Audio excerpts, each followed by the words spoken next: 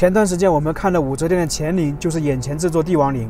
这座帝王陵是唐朝最具有代表性的帝王陵，特别是它的石像生，基本上以后帝王陵都是参照它这个版本来的。可以这样说，它这个陵墓的石像生、狮子、其他的规模，在后世的帝王很难达到。那今天我们来看的墓主人的身份是谁？就是武则天的儿子，被俗称的六味地黄丸，他就是唐中宗李显的定陵，我们常说的大丸子。武则天的儿子2度登上皇帝位。作为武则天的儿子，他是幸运的，也是悲惨的，其结局非常悲惨。今天我们就来讲讲他的故事，讲一讲他的一生，讲一讲他的陵墓，就是眼前的这座山。说李显幸运，是因为他是武则天的儿子，在李治去世之后，他登上皇帝，但是他登上皇帝没有实权，因为他有一个太厉害的老妈武则天，他当了55天之后就被废掉了，然后被贬到湖北山区软禁了几十年。后面武则天老了，他又重新被立为太子，回到京城，后面当上皇帝了。结果当皇帝没有5年，又被他的女儿跟老婆毒杀了，就是韦皇后。所以说李显这个人在历史上给他的评价就是软弱和窝囊，所以说他是幸运的，也是悲惨的。其实他的悲惨占多数，被软禁几十年，后面又被老婆毒杀了。刚才说的六味地黄丸是什么意思呢？就是他是皇帝，他爸爸是皇帝，他母亲是皇帝，他儿子是皇帝，他的弟弟是皇帝，他的侄子也是皇帝，差点他老婆也是皇帝。公元710年，李显去世，被他老婆毒杀，也就是说他离他母亲去世武则天只有短短的5年时间，死后就埋葬在这个山坡上面，叫做定陵，是唐朝第4座陵墓。唐朝从李世民开始是因山为陵，武则天跟唐高宗是发扬光大，基本确定了定制。那么武则天之后这座陵墓，我们看看它有什么不一样的地方。它这座帝王陵是在陕西省富平县，它的地宫就在这山上，这座山叫做凤凰山。大家看这个山是不是很独特？它这个凤凰山是由3个东西排列的石灰岩石3分构成，靠北围绕着一个半圆形的高峻山梁，中间这个山梁是向南伸出，有点像凤头，左右2峰对峙，犹如凤凰展开的翅膀，从南远望，仿佛像一只美丽的凤凰在浩瀚无际的太空翱翔。这个地宫就在这个凤凰山半中间半坡上面。我们知道唐朝是封建社会的顶峰，像昭陵不用讲，被称为世界上最大的陵园，武则天的陵墓也不用讲，还有那个乔陵都是非常宏伟的。那这个定陵是不是一样呢？定陵也可以说成是修建的是唐朝的盛唐时期。按照资料记载，它这个陵墓的规模跟乾陵差不多，可能比乾陵还大。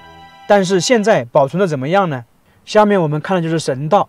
它这个定陵最早的时候有石刻50多件，都是按照乾陵的制度，但是经过这样上千年的历史，基本上已经没有了。现在只剩下一只狮子、一对石人，其他基本是没有的。像我们常说的那鸵鸟、马，基本上是看不到了。这里就是定陵的狮子，哇！一看到这个狮子，就想到乾陵的狮子，跟乾陵的狮子感觉差不多大，可能最多也小一部分，比其他帝陵的狮子大得多得多。包括什么乔陵、泰陵，反正它就比它后面的狮子都大。这个就证明它这个陵墓修建的时候是盛唐时期，比它后面的帝王陵修得更好一点。只说经过时间，现在只保存这一只狮子，像其他几个门的东门、西门跟北门基本是找不到了。唐朝的帝王陵基本都是按照长安城的布局来修建的。说到这个定陵，还有一个不提的故事，就是无字碑。我们知道武则天的乾陵，就是李治的乾陵，有一块无字碑。在唐朝的帝王陵以及中国的帝王陵中，有无字碑的可能就是他们俩，武则天跟李显。但是大家有一点要记住啊，武则天的无字碑是谁立的呢？就是李显立的，不是武则天立的。无字碑我们也单独介绍过，武则天的无字碑我们知道非常有名，而且非常巨大，大概100吨。但定陵的无字碑比武则天的还大，但是遭到了破坏，现在已经变成72个碾地的滚子，就我们说的石碾一样的，已经找不到了。从这里也能证明唐定陵的规模不亚于武则天的乾陵。我们知道唐朝的帝王陵，包括后面的帝王陵，一般都是夫妻合葬陵，还有很多陪葬墓。这个定陵呢也有陪葬墓，陵园周围大概2万米，有和氏皇后，还有她的太子李从俊这些人。但是他的那个陪葬墓啊，基本都是皇族，没有大臣，跟李世民的跟那个乾陵差别很大。这个为什么呢？因为当时统治阶级皇朝内部不稳。为什么这样讲？因为从武则天开始到李隆基时候，唐朝皇族的斗争太多了，后面是李隆基发动2次政变才稳定下来。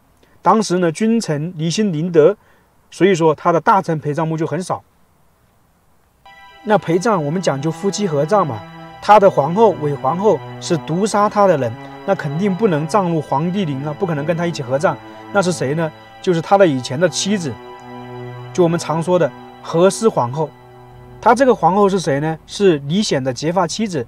当时啊，在李显还没有复位之前，他是被那个武则天废掉，并活活饿死，在宫中饿死了。因为那个时候武则天掌权，我们常说武则天杀了很多李唐，就那个姓李的那些皇族啊，他饿死了，当时没人管，根本就不知道安葬在哪里。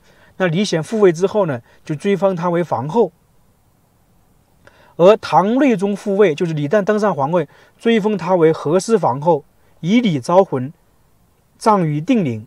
就是说我们说的，可能拿个衣服或者拿个其他的，就把她当做皇后，跟那个李显一起合葬，是这样的。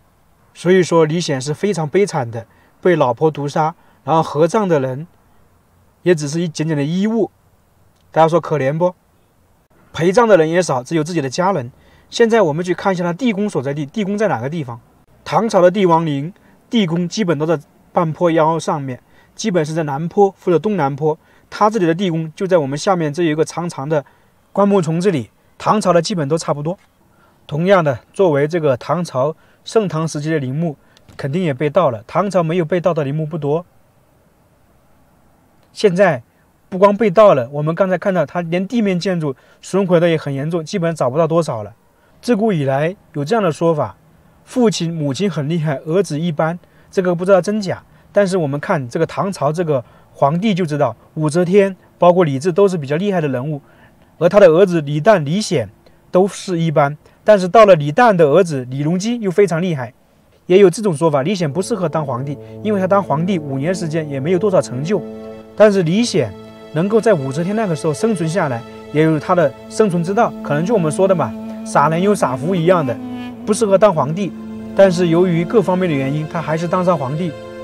最终短短的5年被老婆毒杀，后面安葬在地宫里面也是一个人，就我们常说的孤零零的一个人一样的，没有陪葬的。所以我们常说有多大的能力做多大的事情，大家说是不是？